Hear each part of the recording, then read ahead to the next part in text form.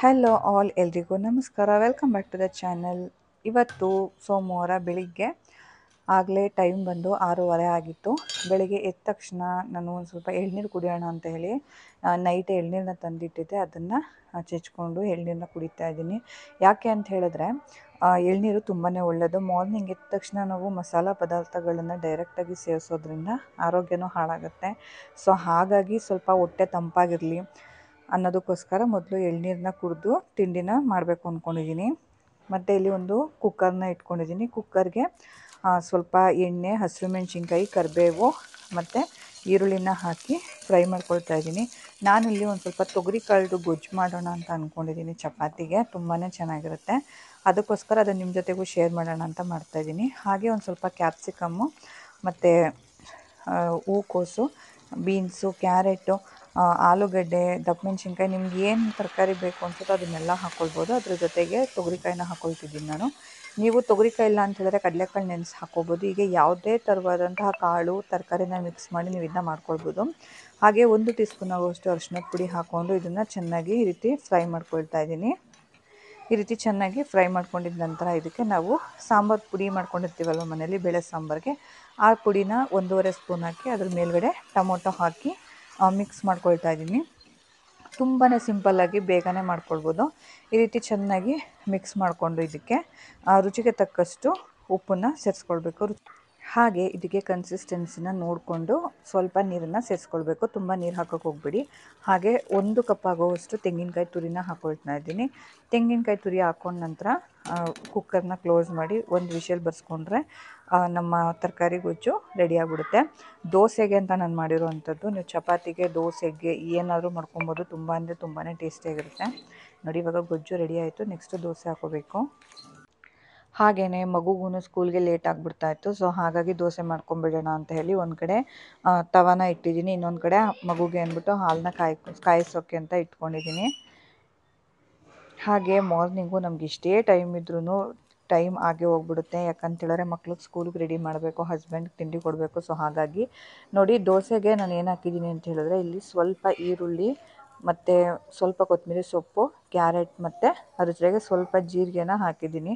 ಯಾಕಂದರೆ ಅವನು ಹಾಗೆ ಕೊಟ್ಟರೆ ಕ್ಯಾರೆಟು, ಜೀರಿಗೆ ಎಲ್ಲ ತಿನ್ನೋದಿಲ್ಲ ಅಲ್ವಾ. ಸೊ ಹಾಗಾಗಿ ಈ ರೀತಿನಾದರೂ ದೇಹಕ್ಕೆ ಅದು ಸೇರಲಿ, ತುಂಬ ಒಳ್ಳೆಯದು ಅನ್ನೋದಕ್ಕೋಸ್ಕರ ಈ ಥರ ದೋಸೆ ಮಾಡಿಕೊಡ್ತೀನಿ. ಹಾಗೆ ಇದ್ರ ಜೊತೆಗೆ ನಾನು ಅಡುಗೆನೂ ಮಾಡಿಬಿಡೋಣ ಅಂತ ಹೇಳಿ ಬೇಳೆನ ಬೇಯಿಸ್ಕೊಂಡು ಇಟ್ಕೊಂಡಿದ್ದೆ. ಬೇಳೆನ ಚೆನ್ನಾಗಿ ರೀತಿ ಮಸ್ಕೊತಾ ಇದ್ದೀನಿ. ಯಾಕೆ ಅಂತ ಹೇಳಿದ್ರೆ ನಾನು ರಸಮ್ ಮಾಡ್ತಾಯಿದ್ದೀನಿ, ಇಲ್ಲಿ ಬೇಳೆ ರಸಮು. ಸೊ ಹಾಗಾಗಿ ಬೇಳೆನ ಈ ರೀತಿ ನುಣ್ಣಗೆ ಚೆನ್ನಾಗಿ ಮಸ್ಕೊಳ್ಬೇಕು. ಹಾಗೆ ಬೇಳೆ ಮಸ್ಕೊಂಡಿದ್ದಾಯಿತು. ನಂತರ ಇಲ್ಲಿ ನಾನು ರಸಮ್ನ ಮಾಡೋದಕ್ಕೆ ಕಲ್ಚಟ್ಟಿನ ಬೆಳೆಸ್ಕೊಳ್ತಾ ಇದ್ದೀನಿ. ಬಳಪದ ಕಲ್ಲಲ್ಲಿ ಮಾಡಿರೋಂಥ ಪಾತ್ರೆನ ಬೆಳೆಸ್ಕೊಳ್ತಾ ಇದ್ದೀನಿ. ಇದರಲ್ಲಿ ಮಾಡೋದ್ರಿಂದ ರುಚಿ ತುಂಬಾ ಚೆನ್ನಾಗಿರುತ್ತೆ. ಅದಕ್ಕೋಸ್ಕರ ಇದರಲ್ಲಿ ಮಾಡ್ತಿರೋವಂಥದ್ದು. ಬಳಪದ ಕಲ್ಲನ್ನ ಸ್ಟವ್ ಆನ್ ಮಾಡೋದಕ್ಕಿಂತ ಮೊದಲೇ 1-2 ಸ್ಪೂನ್ ಆಗುವಷ್ಟು ಎಣ್ಣೆನ ಹಾಕಿ ಈ ರೀತಿ ಎಲ್ಲ ಕಡೆಗೂ ಸ್ಪ್ರೆಡ್ ಮಾಡಿಕೊಂಡು ನಂತರ ಸ್ಟವ್ ಆನ್ ಮಾಡ್ಕೊಳ್ಳೋದು ತುಂಬಾ ಒಳ್ಳೆಯದು. ಹಾಗೆ ಎಣ್ಣೆ ಕಾದಿದ ನಂತರ ಇದಕ್ಕೆ 1 ಸ್ಪೂನ್ ಆಗುವಷ್ಟು ಸಾಸಿವೆನ ಹಾಕ್ಕೊಳ್ಬೇಕು. ಹಾಗೆ ಇನ್ನೊಂದೇನು ಅಂತ ಹೇಳಿದ್ರೆ ಆದಷ್ಟು ಕಡಿಮೆ ಉರಿನಲ್ಲಿ ಮಾಡ್ಕೋಬೇಕು. ಯಾಕಂದರೆ ಬಳಪದ ಕಲ್ಲು ಸಿಡಿಯೋ ಚಾನ್ಸಸ್ ಇರುತ್ತೆ. ಅದಕ್ಕೋಸ್ಕರ ನಂತರ ಜೀರಿಗೆ ಮತ್ತು ಬೆಳ್ಳುಳ್ಳಿನ ಹಾಕ್ಕೊಳ್ಬೇಕು. ಅದ್ರ ಜೊತೆಗೆ 2 ಒಣಮೆಣ್ಸಿನ್ಕಾಯಿ ಮತ್ತು ಕರಿಬೇವಿನ ಸೊಪ್ಪನ್ನು ಹಾಕ್ಕೊಂಡು ಸ್ವಲ್ಪ ಫ್ರೈ ಮಾಡ್ಕೊಳ್ಬೇಕು. ಈ ರೀತಿ ಚೆನ್ನಾಗಿ ಎಲ್ಲನೂ ಹಾಕಿ ಫ್ರೈ ಮಾಡ್ಕೊಂಡಿದ ನಂತರ ಇದಕ್ಕೆ ಕಟ್ ಮಾಡ್ಕೊಂಡಿರುವಂತಹ ಒಂದು 2-3 ಟೊಮೊಟೊನ ಈ ರೀತಿ ಹಾಕ್ಕೊಂಡು ಇದನ್ನು ಅಷ್ಟೇ ಚೆನ್ನಾಗಿ ಮೆತ್ತಗಾಗೋ ತನಕ ಫ್ರೈ ಮಾಡ್ಕೊಳ್ಬೇಕು. ಬೇಳೆ ಜೊತೆಗೆ ಟೊಮೊಟೊನ ಬೇಯಿಸ್ಕೊಂಡು ಮಾಡ್ಬೋದು, ಬಟ್ ಅದ್ರ ರುಚಿನೇ ಬೇರೆ ಥರ ಇರುತ್ತೆ. ಈ ಥರ ಒಂದು ಸತಿ ಮಾಡಿ ನೋಡಿ, ಇದ್ರ ರುಚಿ ಇನ್ನೂ ತುಂಬಾ ಚೆನ್ನಾಗಿರುತ್ತೆ. ಅದಕ್ಕೋಸ್ಕರ ಇವಾಗ ಆದಷ್ಟು ಟೊಮೊಟೊ ಮೆತ್ತಗಾಗೋವರೆಗೂ ಚೆನ್ನಾಗಿ ಇದನ್ನು ಹುರ್ಕೊಳ್ಬೇಕಾಗುತ್ತೆ. ಇದ್ರ ಜೊತೆಗೆ ಒಂದು ಅರ್ಧ ಟೀ ಸ್ಪೂನ್ ಆಗುವಷ್ಟು ಅರಿಶಿನದ ಪುಡಿನ ಸೇರಿಸ್ಕೊಳ್ತಾ ಇದ್ದೀನಿ ನಾನು. ಅರಿಶಿನದ ಪುಡಿ ಹಾಕಿದ ನಂತರ ಇದಕ್ಕೆ ಸ್ವಲ್ಪ ರುಚಿಗೆ ತಕ್ಕಷ್ಟು ಉಪ್ಪನ್ನು ಸಹ ಸೇರಿಸ್ಕೊಳ್ಬೇಕಾಗುತ್ತೆ. ಯಾಕೆ ಅಂತ ಹೇಳಿದ್ರೆ ಟೊಮೊಟೊ ಬೇಗ ಬೇಯಬೇಕಲ್ವ. ಅದಕ್ಕೋಸ್ಕರ ರುಚಿಗೆ ತಕ್ಕಷ್ಟು ಉಪ್ಪನ್ನು ಈಗಲೇ ಸೇರಿಸ್ಕೊಂಡು ಇದನ್ನು ಚೆನ್ನಾಗಿ ಬೇಯೋದಕ್ಕೆ ಬಿಡಬೇಕು. ನೋಡ್ಬೋದು ನೀವು ಎಷ್ಟು ಮೆತ್ತಗಾಗಿದೆ ಅಂತ ಹೇಳಿ. ಇಷ್ಟು ಮೆತ್ತಗಾಗೋ ತನಕ ಟೊಮೊಟೊನ ಚೆನ್ನಾಗಿ ಬೇಯಿಸ್ಕೊಳ್ಬೇಕು. ಇವಾಗ ನಾವೇನು ಮಾಡ್ತೀವಿ ಅಂತ ಹೇಳಿದ್ರೆ ನಾವು ಆಗಲೇ ಮಸ್ತಿಟ್ಕೊಂಡಿರುವಂತಹ ಬೇಳೆ ಏನಿದೆ ಅದನ್ನು ಹಾಕ್ಕೊಳ್ತಾ ಇದ್ದೀನಿ. ಹಾಗೆ ಈ ಟೈಮಲ್ಲಿ ರುಚಿಗೆ ಎಷ್ಟು ಬೇಕೋ ಉಪ್ಪನ್ನ ಸೇರಿಸ್ಕೊಳ್ಬೋದು, ಮತ್ತು ಎಕ್ಸ್ಟ್ರಾ ಅದು ರಸಮ್ ಅಂದಮೇಲೆ ತೆಳ್ಳಗೆ ಇರಬೇಕು, ಸ್ವಲ್ಪ ಅದಕ್ಕೋಸ್ಕರ ನೀರನ್ನು ಸ್ವಲ್ಪ ಯಥೇಚ್ಛವಾಗಿ ಸೇರಿಸ್ಕೊಳ್ತಾ ಇದ್ದೀನಿ. ಹಂಗಂದ್ಬಿಟ್ಟು ತುಂಬಾ ಹಾಕೋಕ್ಕೆ ಹೋಗಬೇಡಿ, ಸಾಕು ಇಷ್ಟು ನೀರಿದ್ದರೆ. ಇವಾಗ ಇದಕ್ಕೆ ರುಚಿ ಏನಾದರೂ ಬೇಕು ಅಂತ ಹೇಳಿದ್ರೆ, ಉಪ್ಪೇನಾದ್ರು ಬೇಕು ಅಂತ ಹೇಳಿದ್ರೆ ಖಂಡಿತ ಹಾಕ್ಕೊಳ್ಬೋದು. ಇವಾಗ ಸ್ವಲ್ಪ ಸಾಂಬಾರು ಕುದಿಯೋದಕ್ಕೆ ಬಿಡಬೇಕು. ಹಾಗೆ ಇಲ್ಲಿ ಒಂದು ನೆಲ್ಲಿಕಾಯಿ ಗಾತ್ರದಷ್ಟು ಹುಣಸೆಹಣ್ಣನ್ನ ನಾನು ಕಿವುಚಿ ಹಾಕ್ಕೊಂಡು ಇವಾಗ ಸಾಂಬಾರನ್ನ ಬೇಯಿಸ್ಕೊಳ್ತಿದ್ದೀನಿ. ನಂತರ ಒಂದು ಕುಟ್ಟಣಿಗೆಗೆ ಇಲ್ಲಿ 2 ಟೀ ಸ್ಪೂನ್ ಆಗುವಷ್ಟು ಮೆಣಸನ್ನ ಹಾಕ್ಕೊಂಡು ಫಸ್ಟು ಪೌಡ್ರ್ ಮಾಡ್ಕೊಳ್ತಾ ಇದ್ದೀನಿ. ಮೆಣಸನ್ನ ಫಸ್ಟೇ ಹಾಕಿ ಪೌಡ್ರ್ ಮಾಡ್ಕೊಳ್ಳೋದು ಏನಕ್ಕೆ ಅಂದರೆ ಜೀರಿಗೆ ಪೌಡ್ರ್ ಆಗೋಲ್ಲ, ಅದಕ್ಕೋಸ್ಕರ. ನಂತರ ಇಲ್ಲಿ ನಾನು 1.5 ಸ್ಪೂನ್ ಆಗುವಷ್ಟು ಜೀರಿಗೆನ ಹಾಕ್ಕೊಳ್ತಾ ಇದ್ದೀನಿ. ಜೀರಿಗೆ ಹಾಕಿದ ನಂತರನೂ ಅಷ್ಟೇ ಚೆನ್ನಾಗಿ ಇದನ್ನು ಪುಡಿ ಮಾಡ್ಕೊತೀವಿ ನಾವು. ಈ ರೀತಿ ಪುಡಿ ಮಾಡಿಕೊಂಡು ಇದನ್ನು ರಸಮ್ಗೆ ಸೇರಿಸೋದ್ರಿಂದ ಶೀತ, ಕೆಮ್ಮು, ನೆಗಡಿ ಏನೇ ಒಂದು ಪ್ರಾಬ್ಲಮ್ ಇದ್ರೂ ತುಂಬಾ ಒಳ್ಳೆಯದು. ನೋಡಿ ಇವಾಗ ಹಾಕಿ ಜೀರಿಗೆ ಮೆಣಸು ಹಾಕಿದ ನಂತರ ಜಾಸ್ತಿ ಕುದಿಸೋಕ್ಕೆ ಹೋಗಬಾರ್ದು. ಜಾಸ್ತಿ ಕುದಿಸಿದ್ರೆ ಅದು ಫ್ಲೇವರ್ ಹೊರಟೋಗ್ಬಿಡುತ್ತೆ.